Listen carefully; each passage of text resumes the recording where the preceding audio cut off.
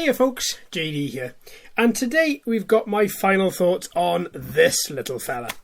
Well, there's certainly there's a lot to say about it. So let's just open it all out there so I can just pop him there. There we go, and then you can see him. If you haven't caught up with all the other videos in this particular showcase, you can find them all in the description should you want to have a look. So this is the last video. This is my final thoughts, and well, where do we start? Let's start off with the basics. So let's start off with the camera. Now, when I first had a look at this in the unboxing, I was a bit disturbed by the fact that all this was upside down, and I was hoping that it meant that the lens wasn't upside down. Well, the lens wasn't upside down, it's just the covering, so that doesn't really bother me. I'd quite like the attention to detail for it to be on the right way, but still, I think that's just nitpicking for nitpicking's sake, to be honest. The LEDs at the top, they're very bright. You can see them without any issue. When I flew this, well, you can see it in the video, it just stood out. The LEDs are brilliant. The battery life is a little bit shorter than stated. So stated, I think it said 14 to 16 if memory serves. I got 12 out of the one and 11 and a half out of the other. So let's call it, just round it up and call it 12 for both. Brushed motors. Didn't have any issue with them, thought they were good, thought I had a minor stability issue, so in the second video I went through that very methodically and found out that actually there was no issue. It was just because I have been spoilt by some of the other quadcopters that I have been flying for the past couple of weeks, so when I went back to fly this, it just seemed a bit strange, and in retrospect it was a bit weird, but nothing that I wouldn't expect the quadcopter to do. Now, this is where I kind of turn quite negative, unfortunately. I don't like doing it, but at the same time you just call it as it is. And this quad, I think, is very expensive for what you get. Now, I got the 2 battery pack. I obviously came with the transmitter and the quadcopter as well. And that, I believe, I'm going to put up a screenshot as to how much I paid. But pretty much, I think it was between £70 and £80. And then plus delivery costs of about £2 or £3, so call it about £83, £84 delivered. I think, if memory serves, obviously, if I might be contradicting myself with a little screenshot at the minute, whatever you see in the screenshot, that's the price that I paid.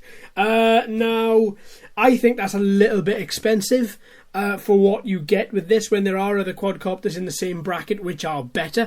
For instance, the Vizio XS812, I think that is the GPS version. I believe it's either 812 or 816.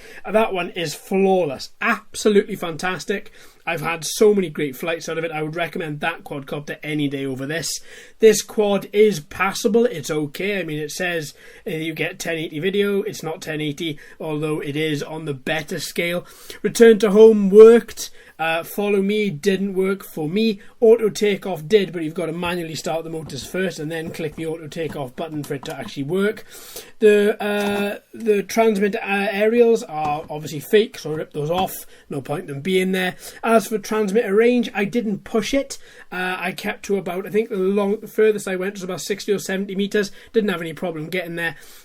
On spec sheet, it's double that, but I didn't really want to chance it, to be perfectly honest with you. I think this is more of a field flyer than a distance flyer, so that's why I kept it quite close. The GPS calibration worked, the app worked. I didn't notice any breakup of the FPV relay either, which is pretty good. Normally it's a bit of a breakup or a little bit of stuttering, but there was nothing from what I saw, and I put a lot of footage from the screen recording in the original video as well, so you can check that out should you want to see it. Again, the link is in the description should you want to check that out. I didn't try emergency stop because obviously that would mean the quadcopter would fall, and I didn't want to break it because I had other things I wanted to do with it. So it's passable, it works.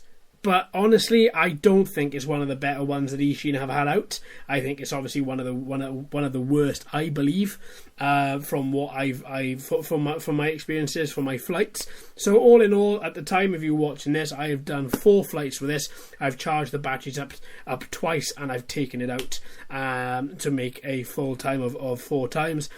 And again, it's flown well, you know, but it's just, there's something about it. I don't know what it is. It could just be that as I've been flying the higher grade quads, when I come back to this, it just stood out a little bit wobbly, a little bit loose. I complained a few times that the transmitter was very sensitive. I don't normally have that with these particular transmitters that I remember. I mean, I have used, this is probably about my 30th transmitter of this particular style, which has come with quadcopters like this. Now, a positive for this particular quadcopter is I do honestly think that this is probably one of the better, if not best, DJI Mavic 2 clones, as in from a design point of view. I mean, they've pretty much nailed it. From, you know, the fake replica Hasselblad camera and lens there, down to the shape of the quad, down to the arms, down to the click when you fold it. You know, there's various things that I think, wow, you've put a lot of attention to detail in there. And then there are other things like the controls where I think, wow, that if you had just made that a little bit less sensitive, even in speed mode 1, I found it really sensitive. That's why I changed it up to speed mode 3 and then put it back down to 1, because speed mode 3 is very erratic. So I didn't like that, and I put it back onto speed mode 1, and for the weather conditions I was flying in, I thought that was perfect. So yeah, as I say, it's passable. You know, everything about it is passable. It's not great. So the flight is passable, the camera is passable, the photos are passable, video is passable, the motors are passable, albeit loud. I think the motor technology used in these brushed motors is a few years old, because with a lot of newer brushed quads, they're quite quiet. They don't tend to, I say, they don't tend to bang about as much. You know, you can hear it really grinding. With these, it takes me back to about 2 or 3 years ago, and I think to myself, wow, that does seem like a lot of older tech, which is gone into that.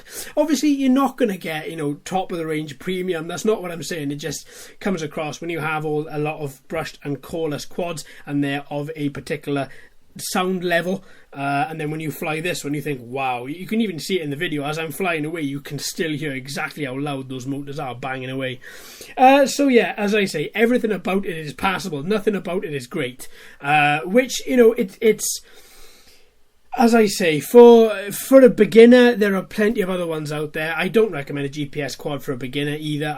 You know, as I've always said, I recommend a very basic, bare bones, non-altitude hold quad. Learn the basics of flight. Learn to keep your quadcopter up before you start introducing altitude hold, GPS, and everything else that does it for you. But, you know, as I say, once again, that's just my thoughts.